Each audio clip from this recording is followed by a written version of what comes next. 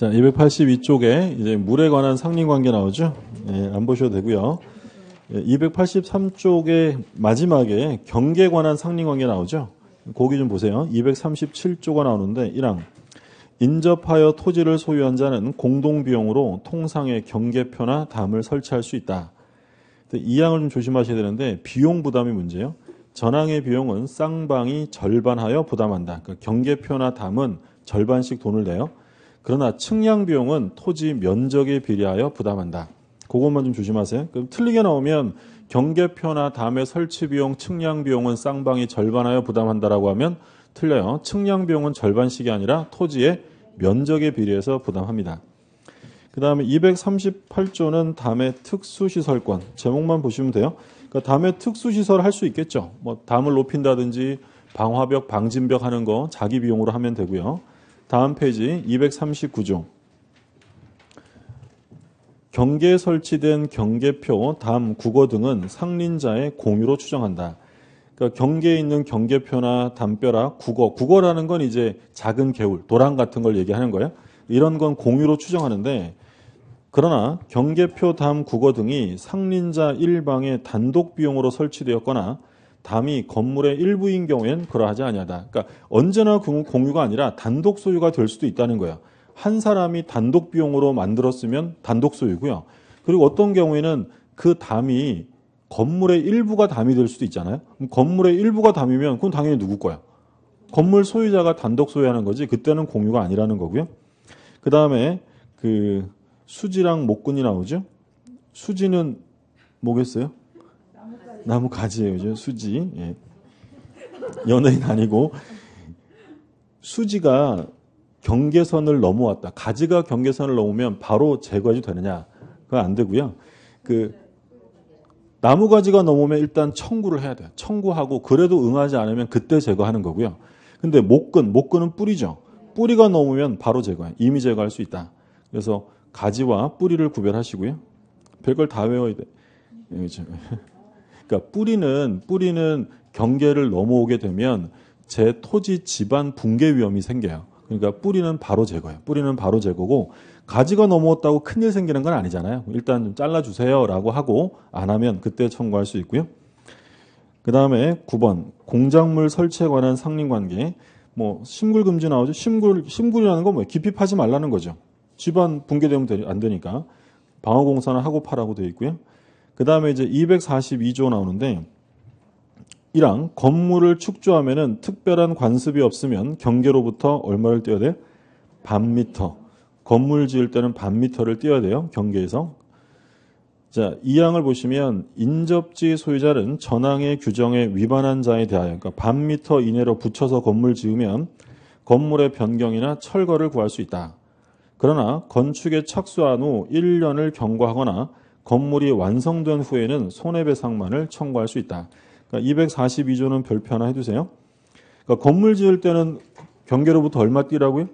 반미터를 띄어야 되는데 근데 반미터 이내로 붙이면 철거하라고 요구할 수 있어요. 근데 안 되는 경우를 조심하셔야 돼요. 착공한 지 얼마가 지나면 1년이 지나거나 또는 1년이 지나지 않았어도 건물이 완성되어 버렸으면 철거를 구할 수 없다라는 거죠.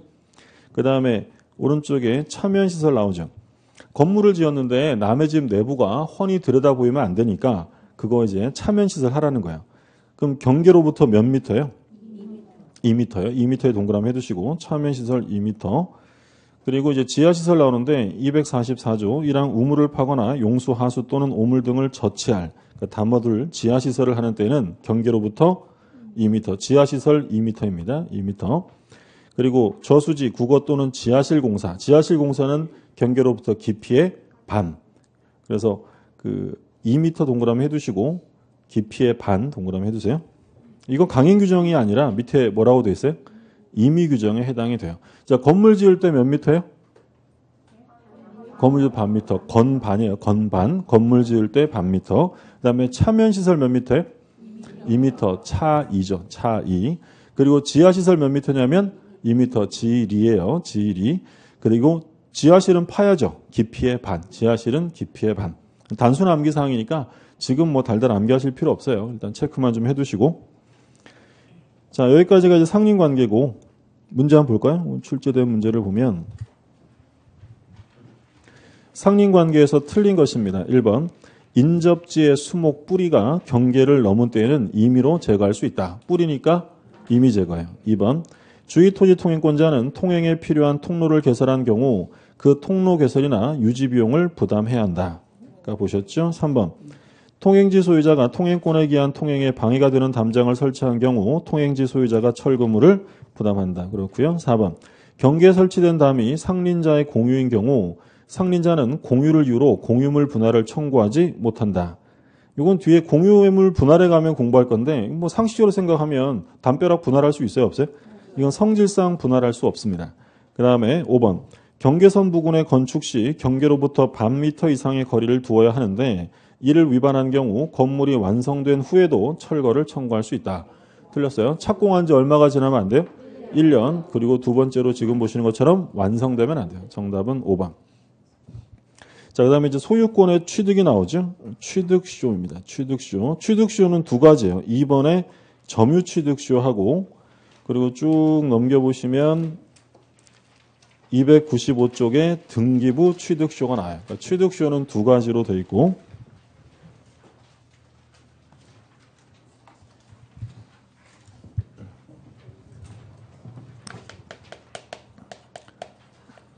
부동산하고요. 동산이 있는데 부동산의 경우에 점유 취득쇼하고 등기부 취득쇼가 있어요. 점유 취득쇼의 요건 우리가 지금까지 계속 봤었죠. 소유의 의사가 제일 중요하고 그리고 평온 공연하게 몇 년을 점유해요? 20년을 점유하게 되면 점유 취득쇼가 완성돼요. 물론 20년 점유했다고 소유자가 되는 건 아니고 등기함으로써 그 다음에 이제 등기부 취득쇼가 있는데 등기부 취득쇼는 제목이 등기부니까 일단 등기가 되어 있어야 돼요.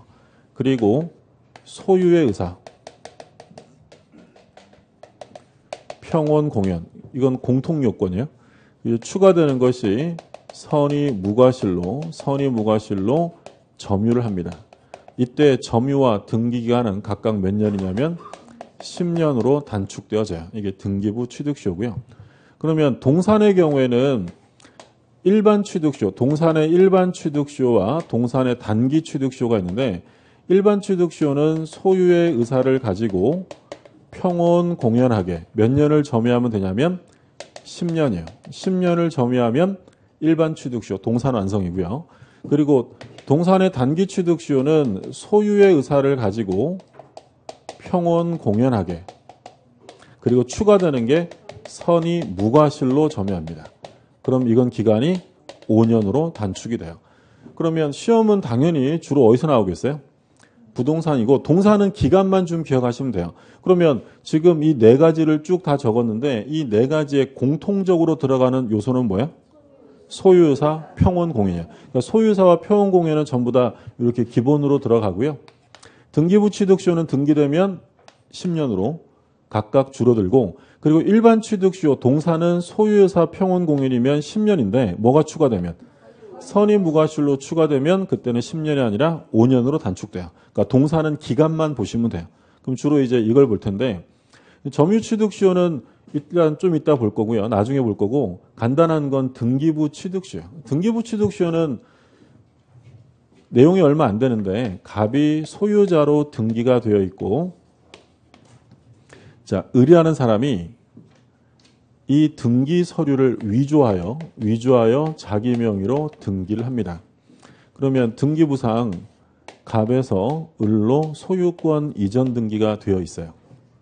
그런데 등기부상으로 지금 을이 소유자로 되어 있지만 을의 등기는 유효예요? 무효예요? 위조 서류니까 이게 무효 등기잖아요. 근데 등기부상으로는 을이 소유자로 되어 있으니까 병이 을이 소유자인가 보다라고 생각하고 목적물의 소유권 이전 등기를 합니다. 자, 그러면 병의 등기는 유효예요? 무효예요? 이거 우리 언제 봤던 거랑 똑같은 그림이에요. 무효 등기를 믿고 사면 보호하느냐. 등기에 공신력 할 때 이 그림을 똑같이 봤었죠.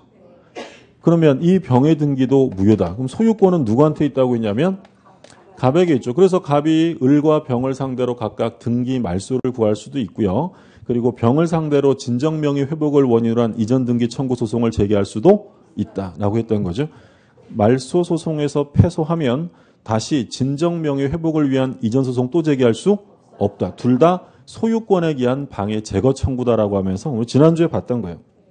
그러면 얘는 소유권을 취득할 수 없는 게 원칙인데 근데 병이 을한테 부동산을 사면서 목적물도 인도받았고 등기와 점유를 각각 10년을 했다라고 하면 무효등기가 유효등기로 바뀌는 거예요. 누가 소유자가 되는 거예요?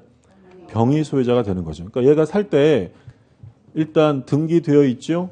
그리고 소유유사 평온공인이고 선의무과실로 10년간 등기와 점유를 하게 되면 이 병이 소유권을 취득할 수 있게 해주겠다. 이게 등기부 취득수예요. 그럼 결론은 뭐냐면 무효등기면 원래 소유자가 아니잖아요. 근데 무효등기라 하더라도 이렇게 일정한 사실 상태가 10년간 지속되면 그때는 소유권 취득이 가능하다라는 거예요. 그러면 역시 이 등기부 취득쇼라는 제도가 권리 상태를 존중하는 거예요? 사실 상태를 존중하는 거예요? 사실 상태. 이렇게 지속되어 왔다는 사실 상태를 보호해 주겠다라는 게 등기부 취득쇼예요. 그러면 일단 제목이 등기부 취득쇼니까 등기가 되어 있어야 돼요. 그런데 등기부 취득쇼가 시험에 나오면 제일 중요한 건 이 등기는 유효 등기여야 돼요? 무효 등기라도 상관없는 거야. 당연히. 그러니까 우리 판례는 유효 등기임을 요하지 않는다라고 해요. 이렇게 표현하지만 실제로 유효 등기면 이미 직건데 등기부 취득쇼를 주장할 이유가 없어요. 실제로 문제가 되는 건 다 무효 등기예요. 그런데 다른 무효 등기는 되는데 절대로 등기부 취득쇼가 인정되지 않는 무효 등기가 있어요. 그게 뭐냐면 무효인 중복 등기예요. 이중 보존 등기죠. 무효인 중복 등기나 이에 터잡은 이전 등기를 가지고는 절대로 등기부 취득쇼가 인정되지 않아요. 우리가 지난주에 이중 보존 등기 공부했었잖아요. 그때 제가 수업하면서 뭐라고 했냐면 이중 보존 등기 자체가 민법 시험에 직접 출제되는 경우는 거의 없고 등기부 취득쇼 할 때 보는 거다라고 하면서 봤던 거야. 개념을 알아야 되니까. 그러니까 우리가 봤던 게 예를 들어 2월 1일자로 갑 이름으로 보존 등기가 됐어요. 그 다음에 4월 1일자로 다시 갑의 이름으로 보존 등기가 되었다. 그럼 어느 게 유효해요? 무조건 선등기. 뒷등기 볼 것도 없어요? 자, 2월 1일자로 갑의 이름으로 되었는데 4월 1일자로 을의 이름으로 중복 등기가 되었다. 이때는 선등기에 무효 사유가 없으면 뒷등기 볼 거 없이 무효다라고 했어요. 근데 2월 1일자로 갑이 보존 등기를 했는데 4월 1일자로 을이 보존 등기한 거예요. 그럼 이게 지금 무효잖아요. 근데 을이 이 부동산을 인도받아 점유까지 하면서 등기와 점유를 각각 10년을 했다면 을은 소유자가 될 수 있느냐? 될 수 있다는 거예요? 없다는 거예요? 절대로 안 된다는 거예요. 다른 건 다 돼도 무효인 이중보존 등기 가지고는 절대 등기부 취득쇼가 안 된다는 거예요. 자, 그럼 만약에 이 4월 1일자로 의뢰 등기가 됐는데 병이라는 사람에게 이전을 한 거야. 그럼 이 병이 인도도 받고 등기도 하고 등기와 점유를 각각 10년 했대요. 병은 등기부 취득쇼를 주장할 수 있어요? 없어요? 절대 안 된다는 거예요. 얘는 뭐예요? 여기에 터잡아서 이전 등기 한 거죠. 이런 거 가지고는 절대로 등기부 취득쇼가 안 됩니다. 아니 딴 애들은 다 해주면서 왜 나만 안 돼? 왜 얘만 안 되냐면 1부동산 1등기 기록주의 원칙 때문에 그래요. 만약에 중복 등기에 대해서 등기부 취득쇼를 인정해주면 하나의 부동산에 유효한 등기가 두 개가 되어버리잖아요. 이런 건 있을 수 없다는 거예요. 그래서 다른 무효 등기는 다 돼도 절대 안 되는 게 뭐라고요? 무효인 중복 등기. 요거 가지고는 절대 안 된다는 점. 그러니까 지금 이 사례에서 얘가 등기부 취득쇼 한다고 했잖아요. 그럼 이건 등기부가 하나 더 있는 거예요? 하나라는 거예요? 하나. 그러니까 인정해 주는 거지 보존 등기 따로 해가지고 등기부 취득쇼를 인정받을 수는 없다라는 거예요. 그 다음에 소유의사 평원공연, 선의무과실인데 이 중에 추정되지 않는 것이 한 가지 있습니다. 뭐가 추정이 안 돼요? 아까 추정되는 게 네 가지였어요. 점유자는 소유의 의사로 선의, 평온 및 공연하게 점유한 것으로 추정한다. 뭐 들어가면 안 된다고 했어요? 무과실. 무과실은 추정되지 않아요. 그럼 바꿔서 말하면 이 무과실인지 과실인지를 누가 입증하느냐? 등기부 취득쇼를 주장하는 자가 입증해야 돼요? 부정하는 자가 입증해야 돼요? 주장하는 자가. 그러니까 나머지 거는요. 이 나머지 네 가지의 경우에는 부정하는 자가 깨뜨리지 않는 한 다 인정이 돼요. 근데 무과실은 인정이 안 되기 때문에 주장자가 스스로 무과실임을 입증하라 이런 얘기죠. 그리고 여기서 이제 선의무과실이라는 것은 무엇에 대한 선의무과실이냐면 점유를 할 때, 점유를 함에 있어서의 선의무과실을 의미합니다. 그리고 이제 말씀드린 것처럼 등기부 취득시효니까 기본적으로 등기가 되어 있어야 되는데, 근데 예를 들어서 상속인이 등기부 취득시효를 주장합니다. 그럼 상속인은 꼭 자기 명의로 등기되어 있어야 될까요? 안 될까요? 안 돼도. 상속인은 등기 없이도 피상속 명의인 가지고 등기부 취득시효를 주장할 수 있다라는 게 판례고요. 그 기간은 20년이 아니라 몇 년이에요? 10년이요. 이게 등기의 효력 중에서 등기의 점유적 효력이다라고 불러요. 우리 등기 파트에 가면 본등기 효력 봤었죠? 본등기 효력 1번 물권 변동적 효력, 2번 순위 확정적 효력, 그리고 제일 중요한 게 추정력이라고 있잖아요. 그 바로 위에 등기의 효력 중에 뭐가 있었냐면 점유적 효력이라는 게 있었어요. 이게 무슨 말이냐면 원래 점유취득시효 몇 년 해야 돼요? 20년. 그럼 등기했더니 몇 년으로 줄여져요? 10년. 이건 마치 등기했더니 10년 먹고 들어가는 거잖아요. 등기했더니 등기가 10년간 뭐 한 꼴이 된다는 거예요. 점유를 한 것과 같은 힘이 있다는 거예요. 그래서 등기의 점유적 효력이다라고 불러요. 자, 마지막으로 하나만 더 보면 우리가 앞에서 점유라는 건 꼭 자기 점유만 주장해야 돼요? 승계 주장할 수 있어요? 승계 주장할 수 있어요. 근데 이제 문제는 등기도 승계 주장이 되느냐. 예를 들어서 지금 이 병이라는 사람이 등기를 하고 있다가 정한테 넘겼는데 얘가 등기와 이런 점유를 5년 했고요. 정도 등기와 점유를 5년 했어요. 만약에 등기의 승계가 인정이 된다면 얘는 등기부 취득시효 할 수 있는 거고요. 만약에 등기의 승계가 인정 안 되면 자기 명의로 10년 해야 돼요. 그러면 앞으로도 몇 년 더 해야 돼요? 5년 해야 되는 거죠. 우리 판례는 등기의 승계가 인정된다라고 해요. 그러니까 꼭 자기 명의로 10년 등기가 돼 있어야 되는 게 아니라 앞사람의 등기기간까지 합산해서 10년이면 가능하다.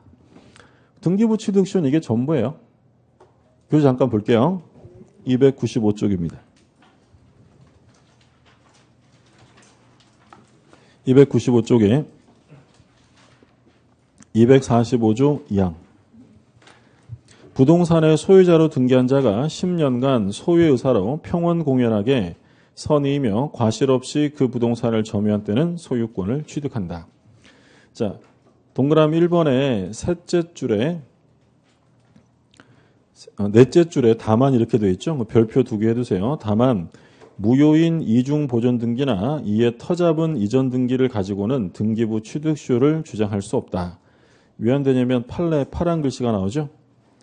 1부동산 1기록주의 원칙에 위배되지 않는 것만 가능하다. 옛날 판례니까 옛날에는 용지라고 표현했겠죠. 개정됐으니까 기록이라고 되어 있고, 이번에 등기의 승계 문제가 나옵니다. 셋째 줄에 마지막에 별표 하나 두세요. 판례는 등기의 승계를 인정하고 있다. 꼭 자기 명의 등기만을 말하는 게 아니에요. 295쪽에. 그리고 동그라미 3번 밑에 줄 그어두세요. 상속인이 상속 등기를 갖추지 않은 상태에서 등기부 취득시효를 할 수 있는지 문제인데 판례는 인정합니다. 상속인은 등기 없이도 할 수 있고. 다음 판례 근역이 나와 있고요. 그러면 4번은 뭐 특별한 내용은 아니고요. 그럼 예를 들어 이 정이 등기부 취득시효를 완성하면 이제 누가 소유자예요? 정이 소유자예요. 그러면 이제 갑이 정에게 말소하라라고 요구할 수 있어요? 없어요? 없어요. 그리고 만약에 정해 등기가 불법으로 말소되었다. 정해 권리는 소멸되어 남아있어요. 남아있죠. 등기는 효력 발생 요건이지 존속 요건이 아니기 때문에 뭐 불법 말소되거나 원인 없이 이전되었다. 그대로 소유권은 같습니다. 상실되지 않는다. 4번은 앞에 나왔던 내용이니까 확인 차원에서만 본 거고, 그 다음에 이제 평원공연 선의무과실인데 2번에 보시면 일단 동그라미 1번의 둘째 줄에 줄 거두세요. 시효 취득을 주장하는 자가 무과실을 입증해야 한다. 왜냐하면 첫째 줄 마지막에 무과실은 추정되지 않는다라고 되어 있죠. 그리고 선의무과실은 뭐 등기를 할 때 선의무과실이 아니라 점유를 할 때 선의무과실이다.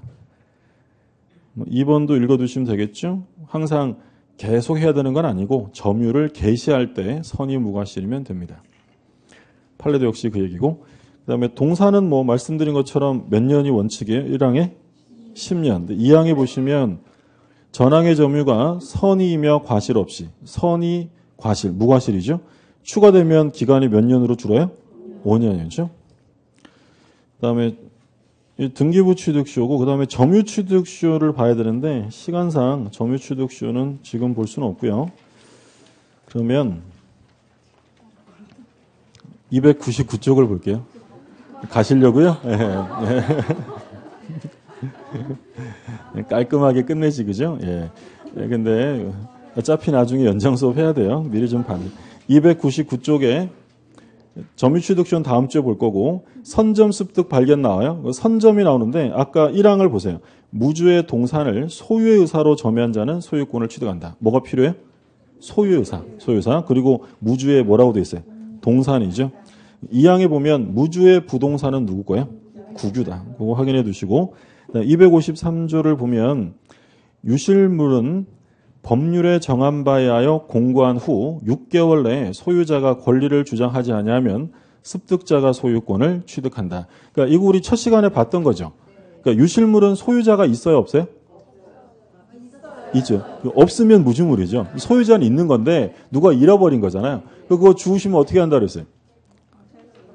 가까운 경찰관서에 제출을 해야 한다고 했죠. 그래서 유실물법에 의한 공고를 하는 거예요. 그래서 6개월 안에 소유자가 나타나면 그 소유자가 가져가는 거고요.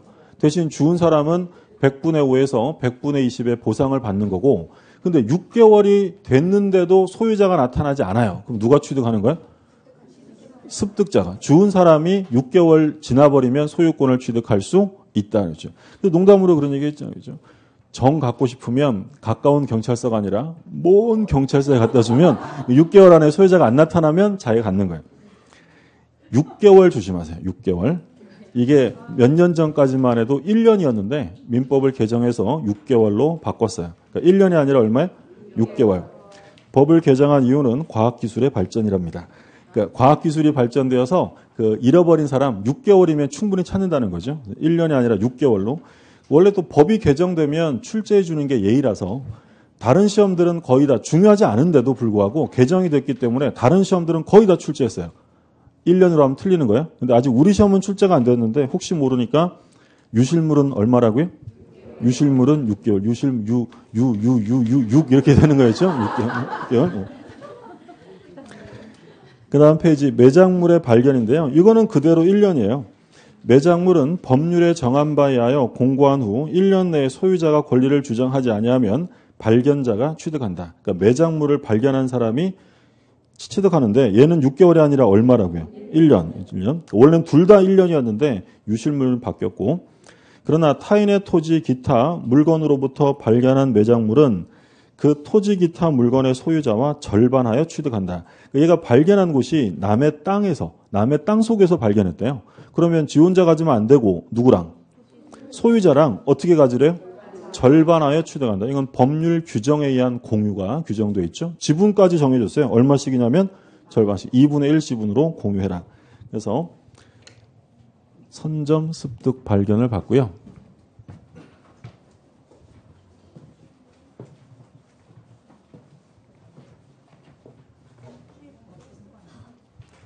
그 다음에 이제 첨부가 나와요. 첨부.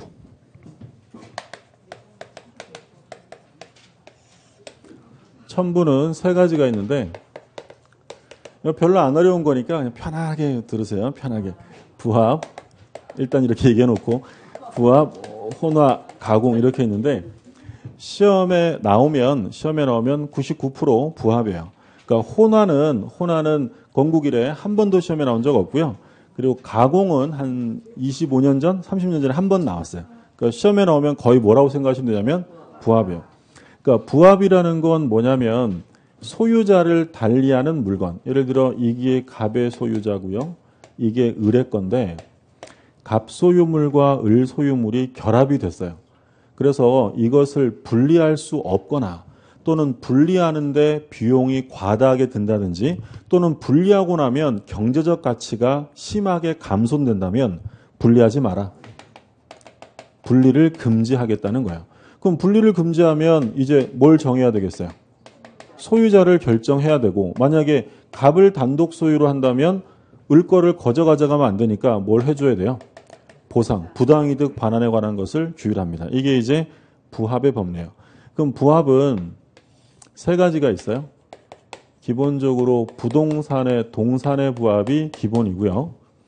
그 다음에 동산끼리 부합될 수도 있고 그리고 부동산 간의 부합도 인정합니다. 그러니까 부동산의 동산 부합이 기본이지만 동산끼리 부동산끼리도 다 인정이 돼요. 그럼 이게 어느 정도가 되면 부합으로 보느냐? 교재를 잠깐 볼게요. 그 301쪽에 괄호 1번 나오는데 그 하단부에 니은의 부합의 정도라고 되어 있죠. 부합이라 함은 훼손하지 아니하면 분리할 수 없거나 분리에 과다한 비용을 요하는 경우는 물론 분리하게 되면 경제적 가치를 심히 감소시키는 경우도 포함된다. 이 정도가 되면 부합이에요. 밑에 판례 제목을 보세요. 주유소 지하 유류저장 탱크가 토지에 부합되었다고 본 사례. 이게 주유소예요. 주유소에 토지가 있으면 이 주유소 밑에는 거대한 뭐가 있는 거예요? 유류저장 탱크가 있죠. 엄청 큰 거 있잖아요. 엄청 큰 거. 그리고 여기 위에는 뭐가 있어요?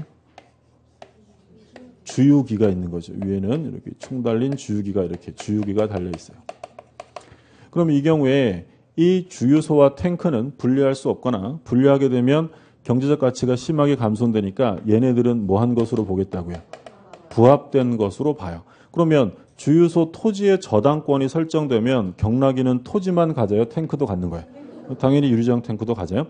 그리고 주유소 위에 있는 주유기, 요 주유기는 부합물이라고 하지 않고 얘는 종물이라고 해요. 종물. 얘가 주물이면 얘는 종물이에요. 그러면 종물과 부합물의 차이점은 뭐냐면 부합물은 독립성 없이 하나가 된 거고요. 종물이라는 것은 주물의 편익에 제공되지만 독립성이 있어야만 종물이라는 말을 써요. 그러니까 독립성이 없으면 그건 종물이 아니다라는 거죠. 대표적인 종물은 뭐가 있냐면 횟집 건물이 있는데 횟집 건물 옆에 있는 조만한 수족관 건물이 있었대요. 그러면 이 수족관 건물은 횟집의 종물로 보는 거예요. 그럼 역시 종물도 주물이 넘어가면 종물 넘어가요? 안 넘어가요? 우리 시험 범위는 아닌데 뭐라고 규정되냐면 종물은 주물의 처분에 따른다라고 규정되어 있어요. 그럼 역시 마찬가지예요. 주물의 저당권이 설정되면 이 저당권의 효력은 주물에만 미쳐요? 종물에도 미쳐요? 종물에 미치는 거예요. 그래서 종물은 시험 범위가 아니기 때문에 세부적으로 우리가 뭐 공부하거나 이럴 일이 없어요. 여기서 한번 개념만 확인하고 끝나는 거예요. 그러니까 종물은 일단 주물의 상용에 공한다. 편익에 제공이 돼야 되고요.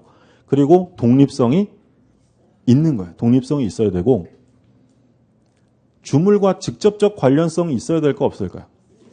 있어야 돼요. 주물이랑 직접적 관련성이 없으면 그건 종물이라고 하지 않아요. 우리 판례 중에 뭐가 있냐면 호텔이 있는데요. 호텔 방에 설치된 TV나 전화기. 호텔 방에 있는 TV나 전화기는 호텔의 종물일까요? 아닐까요? 호텔 안에 있는 TV나 전화기는 종물이 아니다라는 게 판례예요. 왜겠어요? TV나 전화기는 우리 집에 가도 있어요. 어디서나 볼 수 있는 거지 호텔하고 직접적 관련성이 없는 거예요. 주유소랑 주유기는 직접적 관련성이 있어요? 없어요? 있고요. 횟집이랑 수족관도 직접 관련성이 있어요. 그래야만 되고요. 그리고 종물은 주물 소유자가 함께 취득하는 걸 원칙으로 합니다. 그 종물에 대한 개념 나중에 저당권에 가면 뭐 주물에 설정되면 종물에 미친다 이런 말이 나오기 때문에 개념 확인하시라고 한번 설명을 드린 거고요. 그러면 부동산에 동산이 부합이 되었다. 원칙은 누가 소유자겠어요? 부동산 소유자예요. 근데 여기서 조심하실 점은 가격하고요. 가액하고 상관없다라는 점을 조심하시고, 그래서 예를 들어서 부동산이 1억인데 1억짜리 부동산에 2억짜리 동산이 부착되었다. 누가 소유자예요? 부동산. 가격이랑 상관없이 부동산 소유자가 취득을 합니다. 근데 이제 예외가 있어요. 예외.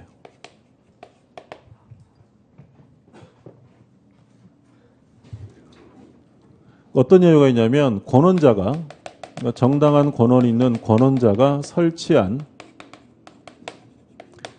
독립성이 있는 물건. 이건 권원자 소유입니다. 그러니까 바꿔서 말하면 부합되지 않는다는 거예요. 근데 아무리 권원자가 설치했어도요, 독립성이 없어요. 그러면 이건 부동산 소유자에게 부동산에 부합이 된다. 그러니까 간단한 사례인데, 예를 들어 이런 거예요. 갑이라는 사람이 건물을 하나 소유하고 있어요. 얘가 소유자인데 을이 임차인입니다. 그러면 임차권이라는 권한을 가지고 여기에 물건을 설치를 했는데 이 설치한 물건이 독립성이 있을 수도 있고 없을 수도 있어요. 그럼 예를 들어 임차인이 여기다가 설치했는데 벽걸이 TV, 벽걸이 에어컨, 벽걸이 시계, 이거 독립성이 있죠. 그럼 이거 누구 거예요? 당연히 임차인 거예요. 부합되지 않는다는 거예요. 근데 아무리 임차권이 있어도요, 독립성이 없다. 외부 천정에 합판을 교체했다든지 벽을 만들었다든지 이건 건물의 일부가 되잖아요. 그럼 독립성이 없으면 이건 누구 거야? 이건 임대인 거겠죠? 근데 이게 이제 아까도 말씀드린 것처럼 저당권과 관련하여 자주 나오는데 A가 갑에게 건물주에게 돈을 빌려주고 이 건물에 저당권을 설정한 거예요. 그러면 이 저당권의 효력이 임차인이 설치한 독립한 물건에 미쳐야 안 미쳐요? 당연히 안 미치죠. 이거 누구 거니까? 채무자가 아니라 임차인 거잖아요. 더 간단하게 얘기하면 이 저당권이 실행되면 경락인은요, 임차인이 설치한 벽걸이, TV, 에어컨 가져가면 돼요, 안 돼요? 안 돼요. 미치지 않는 거예요. 근데 아무리 임차인이 설치했어도 독립성이 없어요. 그럼 건물의 일부죠. 그러면 저당권의 효력이 미친다라는 거죠. 결국 이 부합의 내용은 저당권의 범위와 관련해서 출제가 됩니다. 자, 나중에 이제 우리가 공부할 건데 임차인이 설치했고 독립성이 있어요. 그럼 이제 임대차가 종료되면 임차인이 임대인에게 뭘 요구할 수 있냐면, 임대인 아저씨가 이거 사세요라고 할 수 있어요. 그것을 부속물 매수 청구라고 불러요. 그러면 부속물 매수를 청구한다라고 한다면 이건 부속물이라는 건 독립성이 없어도 청구할 수 있는 거예요? 반드시 독립성이 있어야 돼요? 반드시. 만약에 독립성이 없으면 그건 이미 누구 거예요? 임대인 거잖아요. 그러면 사람 말이 나올 수 없어요. 그러면 만약에 독립성이 없는데 을이 갑에게 청구할 수 있는 게 무엇이냐라고 물으면 그때는 비용의 문제가 돼요. 유익비 주세요. 유익비 상환을 청구할 수 있다. 둘이 구별되세요? 그러니까 독립성이 없으면 이미 건물주 건데 아저씨가 사세요라고 할 수는 없는 거고요. 그럼 이거 내가 설치했지만 독립성이 없으나 건물의 가치가 증가되었으니까 나에게 비용을 달라라고 청구할 수 있다는 거예요. 그러면 지출액과 증가액 중 하나를 선택해야죠. 누가 선택해요? 임대 갑이 돈 줄 사람이 선택하는 거예요. 그러니까 꼭 기억하실 점은 부속물 매수를 청구한다는 것은 독립성이 있어야 되고요. 두 번째, 부속물 매수를 청구한다는 건 요 임차인이 토지를 빌린 거예요? 건물을 빌린 거예요? 건물을 빌린 거고요. 만약에 토지를 임차했다. 토지 임차인 또는 지상권. 얘는 땅 빌린 거잖아요. 그럼 땅 빌린 애들은 부속물 매수가 아니라 지상물 매수로 가는 거예요.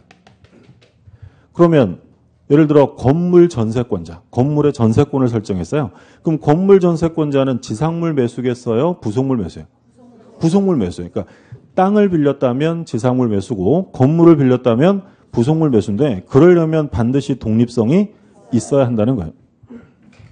근데 임차인이 끝나고 나가면서 언제나 부속물 매수를 청구할 수 있다라고 하면 임대인이 좀 피곤하잖아요. 임차인이 막 다 붙여놓고 다 살아면 안 되니까. 그래서 법에서는 임차인이 부속물 매수를 청구하려면 임대인 갑의 동의를 얻었거나 또는 예로부터 매수한 경우에 한해서만 부속물 매수 청구가 돼요. 그러니까 이거 설치할 때 건물주에게 동의를 받았거나 또는 이 설치물을 건물주에게 샀을 때 그때만 부속물 매수 청구가 가능합니다. 이게 이제 원칙과 예외에 관한 문제가 돼요. 그럼 이제 아까 봤던 내용들 또 한번 얘기하면 나무, 수목은 토지에 부합이 돼야 안 돼? 되는 거야. 농작물은 안 되는 거고 건물은 토지에 부합되지 않는 거였죠. 교재 잠깐 볼게요. 다음 페이지.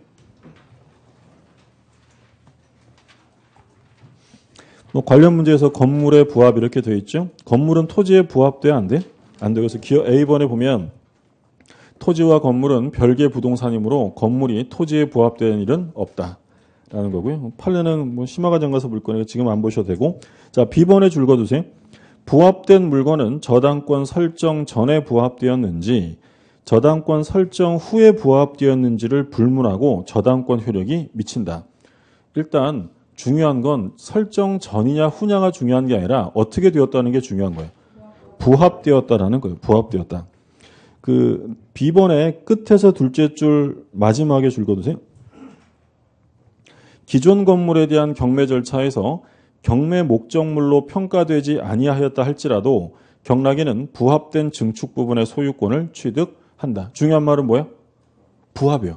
그러니까 이게 그 부합된 부분이 경매 목적물로 평가되었느냐 되지 않느냐는 의미 없는 거야. 중요한 건 평가되지 않았어도 그게 어떻게 돼 있다면 부합되어 있다면 그건 당연히 저당권의 효력이 미친다라는 거죠. 자, 니은의 수목이랑 디귿의 농작물은 계속 보셨고요. 그 다음에 동산 간의 부합을 볼게요. 257조. 동산과 동산이 부합하여 훼손하지 아니하면 분리할 수 없거나 그 분리에 과다한 비용을 요할 경우에는 그 합성물의 소유권은 누구한테 있어요? 주된 동산 소유자에게 속합니다. 근데 부합한 동산의 주종을 구별할 수 없는 때에는 동산 소유자는 부합 당시 가액 비율로 합성물을 공유합니다. 그러니까 동산과 동산이 부합이 되면 원칙은 누가 소유자라고 돼 있어요? 주된 동산. 주된 동산 소유자가 취득하고요. 근데 주종을 구별할 수 없다. 어떻게 하라고 돼 있어요? 부합 당시에 언제 당시라고요? 부합 당시. 현재가 아니에요. 부합 당시 가액으로 합성물을 공유하라라고 돼 있죠. 역시 법률 규정에 의한 공유가 됩니다. 어떤 문제 구별되시죠? 그러니까 예를 들어서 그 갑이라는 사람이 구리로 만든 이 반지 링을 가지고 있는데 여기다가 을이 다이아를 박았어요. 다이아몬드. 이게 부합이 되었다. 그럼 이거 우리 구리 반지라고요? 다이아 반지라고요? 다이아 반지죠. 그럼 누가 소유자예요? 을. 주종을 구별할 수 있으면 주된 동산 소유자가 돼요. 근데 갑이라는 사람이 예를 들어 은으로 만든 링을 가지고 있고요. 을이 여기다가 예를 들어 큐빅을 박았다. 뭐 가격이 비슷하다고 하면 주종 구별하기가 어렵다는 거예요? 뭐 어떻게 하라고요? 둘이 합성물을 공유하라는 거예요. 예를 들어 이게 5,000원이고 이게 4,000원이면 9분의 5와 9분의 4의 비율로 합성물을 공유하라라는 거죠. 요게 이제 동산과 동산 간의 부합이에요. 뭐 부동산끼리도 부합될 수 있어요. 증축하고 이러면 가능한 거니까. 그 혼화라는 것은 결국 동산과 동산의 부합에 의한다라고 생각하시면 돼요. 그 혼화하고 그 부합하고 차이점은 이 부합은요 합성물이잖아요. 보면 부합이 된 후에도 구별이 돼야 안 돼요? 구리, 다이아, 큐빅은 이게 어떤 건지 다 구별되잖아요. 근데 혼화라는 건 말 그대로 섞여서 화학적인 결합처럼 하나가 돼요. 융합물 같은 거죠. 예를 들어 옆집 참기름과 우리 집 참기름을 한 병에 부었어요. 그럼 어디서부터 어디까지가 내 거다라는 게 구별돼야 안 돼? 안 돼요. 근데 이 참기름은 부동산이에요, 동산이에요? 당연히 동산이죠. 그러니까 뭐랑 똑같이 다룬다요. 동산과 동산의 부합으로 다루면 돼요. 뭐 그냥 나와 있으니까 한번 설명드린 거고요. 시험에 나온 적은 없다고 했어요. 그 다음에 가공 조문 볼게요. 1항. 259조이랑 타인의 동산에 가공한 때는 그 물건의 소유권은 원재료 소유자에게 속한다. 우리는 이제 원칙적으로 재료주의에 입각합니다. 재료된 사람이 소유자고, 그러나 가공으로 인한 가액 증가가 원재료 가액보다 어떻게 다액이에요? 그냥 다액 안 돼요. 현저히 다액. 현저히 다액이면 가공자 소유로 한다. 그러니까 예를 들어서 갑이라는 사람이 이 통나무를 소유하고 있어요. 얘가 통나무 소유자인데 을이라는 친구가 놀러 왔어요. 근데 갑이 안 놀아주고 잠자고 있으니까 을이 심심해가지고 이 통나무를 조각을 해가지고요. 나무 인형을 하나 만들었어요. 그러면 이게 원재료고 얘가 노력을 기울여 가공한 거예요. 가공품은 누구 거냐? 갑 거예요, 을 거예요? 갑 거다라는 거. 재료된 사람이 소유자가 된다. 이게 원칙이에요. 그런데 을이 친구가 아니라 길 가던 예술가였는데요. 갑자기 통나무를 보더니 필 받아가지고 막 조각을 한 거예요. 그럼 이 인형은 단순한 나무 인형이 아니라 예술 작품이 되잖아요. 그러면 가격 차이가 원재료랑 어때요? 현저히 다액이 돼요. 그럼 누가 소유자예요? 물론 통나무 값은 줘야죠. 부당이득 반환해야 되고 그 얘기예요. 그래서 원칙은 재료된 사람이 소유자인데 가액의 증가가 어떻다고요? 현저히 돼. 그럼 만약에 질문에 가액의 증가가 다액인 경우에 이렇게 하면 돼야 안 돼요? 안 돼요. 30년 전에 한번 나왔다 그랬잖아요. 그렇게 나왔어요. 가액의 증가가 다액인 경우라고 하면 틀리고 어느 정도? 현저히. 자, 문제 보고 마칠게요. 304쪽에 부합에 관한 설명으로 옳은 것입니다. 이번 우리 시험 문제 기억. 지상권자가 지상권에 기하여 토지에 부속시킨 물건은 지상권자 소유로 된다. 권한을 가지고요. 토지에 물건을 설치했대요. 부속시켰대요. 그럼 그거 누구 거겠어요? 지상권자죠. 지상권자. 권한 없으면 토지에 부합되지만 권한이 있으니까. 그다음 니은 적법한 권한 없이 타인 토지에 경작한 성숙한 배추의 소유권. 자, 배추가 성숙했대요. 예. 그러면 이건 이제 재배철에 이르렀다라는 거죠. 그럼 이건 누구 거예요? 경작자 소유에 속하고요. 그 다음에 디귿. 적법한 권한 없이 타인 토지에 식지한 수목의 소유권은 토지 소유자에게 속한다. 권한이 있어요, 없어요? 없죠. 만약에 권한은 가지고 심었으면 권한자 거예요. 근데 권한이 없으면 토지에 부합되고, 리을. 건물 임차인이 권한에 기하여 증축한 부분은 구조상, 이용상, 독립성이 없더라도 임차인 소유에 속한다. 독립성이 없으면 누구 거예요? 임대인 거죠. 리을은 틀렸죠. 옳은 것은 기억, 니은, 디귿. 답은 3번이 되겠고요.